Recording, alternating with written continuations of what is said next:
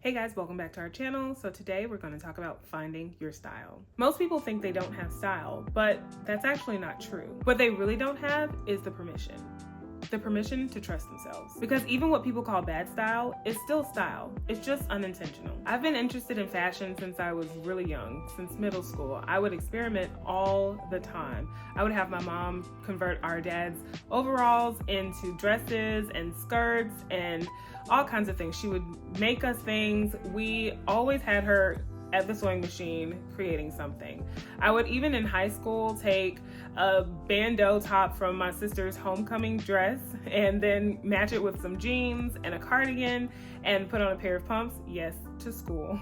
I would dress up going to school. I loved experimenting with my look. Now looking back on that, some of that stuff actually looked really ridiculous, but that's what it's all about. It's about experimenting and trying things and taking some risks. You're never gonna get it all together unless you actually try something out. Look at a few things that you like and try them on.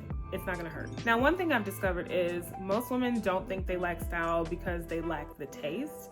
What I've seen is that they lack style because they're trying to compare themselves to other people. Comparison dates way further back than social media. We had magazines, we had the girl next door, we had the girl at school.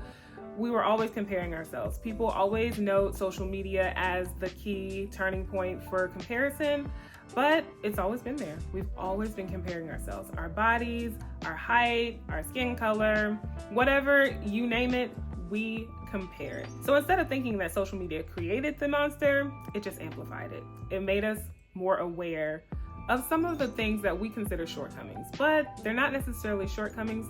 They're the way the Lord made us. What I believe people are searching for is a more refined version of themselves. They want something that comes off as polished, confident, controlled, and that says to the world, I'm here. You can look at me or not.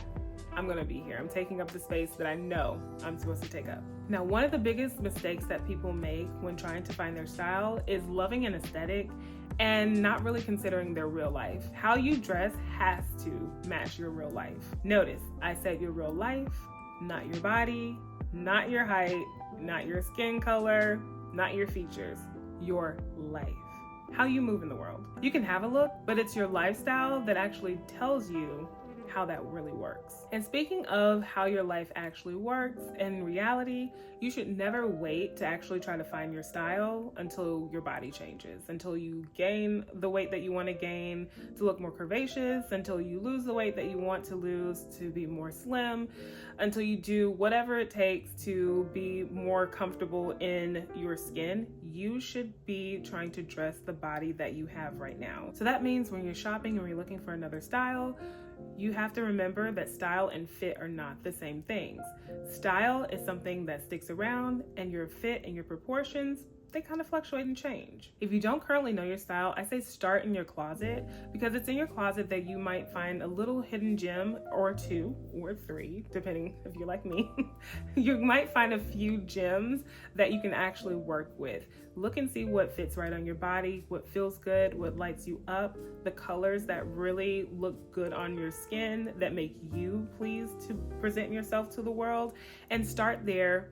Purge out whatever you don't like, whatever doesn't fit well, whatever doesn't give you a good polished look. You're looking for those things that give you the confidence to step out in the world as you are today. And then think about those things that you reach for. Like, what is it that I actually reach for? That sweater that I wear every day. Why do I reach for it? Why am I actually going for the oversized sweater? Am I trying to conceal something? Am I trying to conceal a bulge? Am I trying to create a shape? And then what I do is I take that piece and I try to replicate it in my closet. So that means I'll go out into the fashion space, into the world, and I'll try to find more pieces like it. Not necessarily more cardigans, more sweaters, but things that kind of mimic that. And after you've taken a look at what you reach for already, think about the why. Is it for comfort? Is it trying to hide a bulge? Is it because you want to be covered? Think about those things. Kind of look at the reasons why you do the things you do with your wardrobe. But then after you look at that, go a layer deeper. What does this protect or support for you? Does it protect your body, your sense of ease and comfort?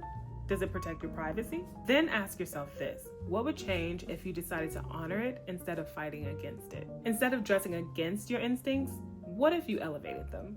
Those answers are your style values. Not a full outfit, but it is a direction. Because 90% of style is confidence. Clothing is paint, and you are the canvas.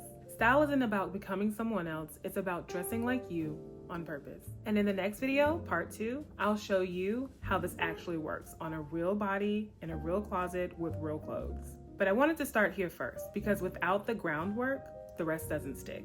Don't forget to like, comment, and subscribe, and tell me what you look forward to in part 2. Bye guys.